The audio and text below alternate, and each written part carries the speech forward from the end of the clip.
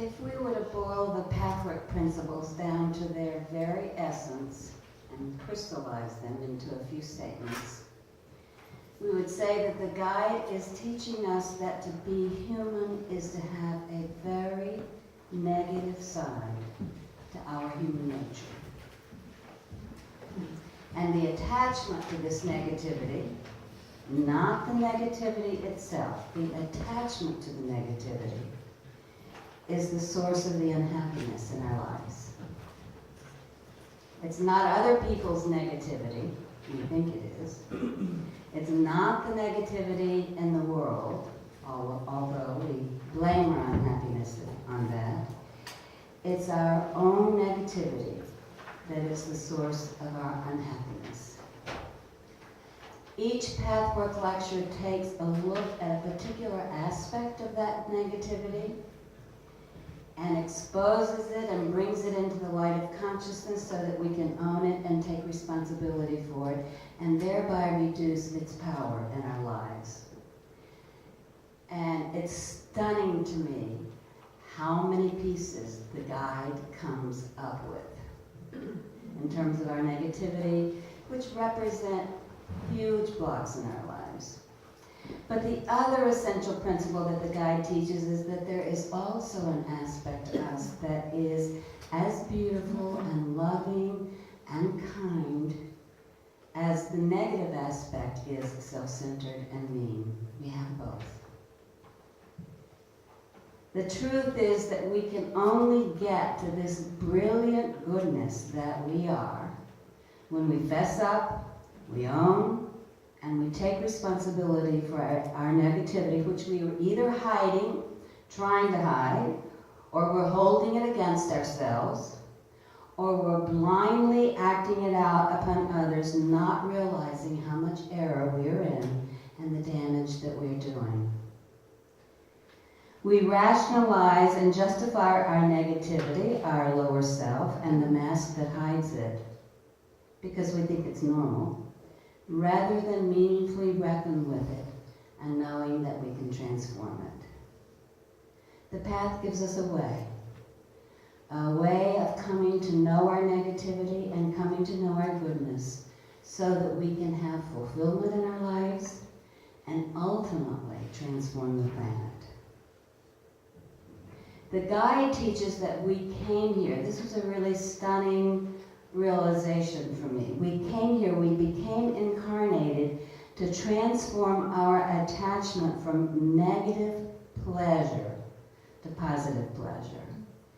I think what we haven't seen or owned up to, and we hope to make it clear tonight, is that we get great pleasure out of our negativity. We're ashamed of that. We pretend it isn't so. Barb's going to help us demonstrate that later. But we're attached to our negativity because it gives us pleasure. And we don't know how to get positive pleasure. And the guide says we have to have pleasure to survive, so we surround negativity with pleasure.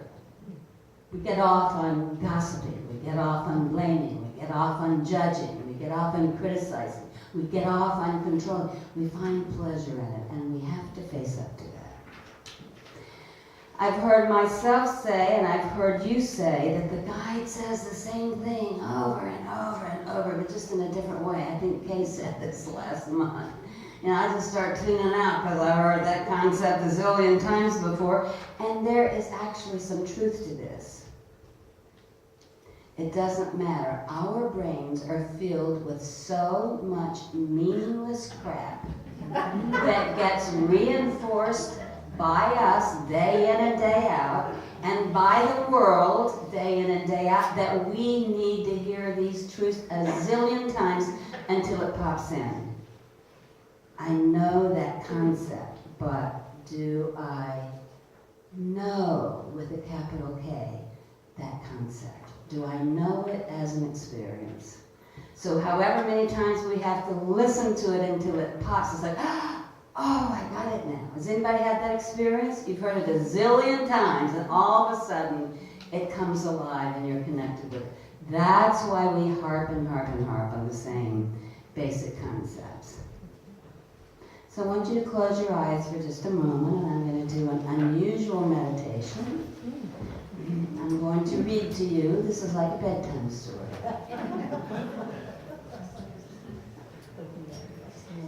Can you imagine losing your job or your income, and while feeling your disappointment and loss, you experience a tender, vulnerable trust that everything will work out? It's going to be okay. This is merely a situation to be solved. Just soak this into your being. Can you imagine if your spouse, your partner, or a loved one said, I am leaving you. I'm going to move on. That for a while you would feel the deepest of sadnesses and loss, you didn't take it personally. It didn't mean that there is something irredeemably unworthy about you or the one who left you. It simply did not work out, did not get fulfilled on, was not a fit. Can you imagine that even if it felt risky because you could possibly get hurt or disappointed, that nevertheless you would reach out for what you wanted, and if you got it, great, and if you didn't, you'd say ouch and let go. No conclusion that you are unworthy or unlovable or life is not workable. Can you imagine if someone maligned you and said false things about you, and you would feel the sting of the hurt? Yes. But you would not take it in, nor take it on, nor seek revenge with the person who hurt you. That you would see that the person's injury came from his or her own deep hurt and deprivation, and feel compassion for them. Can you imagine feeling your loneliness as the sweet, tender, universal experience that it is, without self-blame or trying to extract something from another?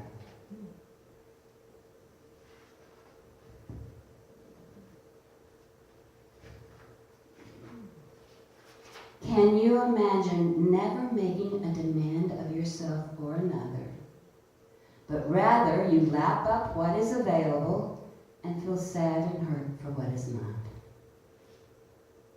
Can you imagine establishing with a spouse, a friend, a parent, a child, I am not in this world to live up to your expectations. You're not in this world to live up to mine. I am I. You are you. If perchance we meet, it's beautiful. If not, it cannot be helped. Can you imagine feeling open-hearted toward yourself and others regardless of our and their limitations? Can you imagine feeling and expressing your hurt toward another without aggressing, without submitting, without avoiding them, or withdrawing, or avoiding your feelings? Can you imagine letting someone know how they impact you without trying to fix them, correct them, or change them? Can you imagine being the imperfect being that you are, daily making mistakes, not having some of what you want and need, and still finding life meaningful, enriching, fulfilling, and worthwhile, no matter your circumstances? Can you imagine having flat tires, the furnace breaking down, getting lost, the plane being delayed, or the flight canceled, and not having a hissy fit, but rather being in peace and enjoying the adventure? Can you imagine not being controlled by what others think of you? Affected, yes, but not being controlled. Can you imagine not being dominated by your fear and giving your very best to life, no matter how scared you are? Then welcome to the work of the path. Amen.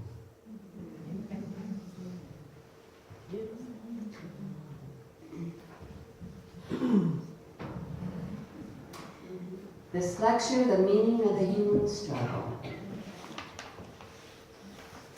Life is a struggle. We suffer because we don't have what we want. We want what we don't have. We don't choose what we get. We compare ourselves to others and to what we have been taught by our parents and by society as to what we should be, and we're always coming up short. We refuse to get reality on reality's terms because we don't accept the things that we can't change, and we refuse to change the things that we don't accept that could be changed. And that which we could have, which belongs to us, we don't have because we block it.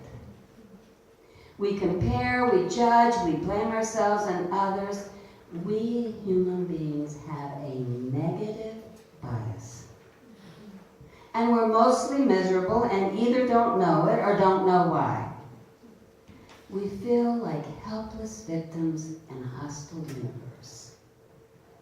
Joe?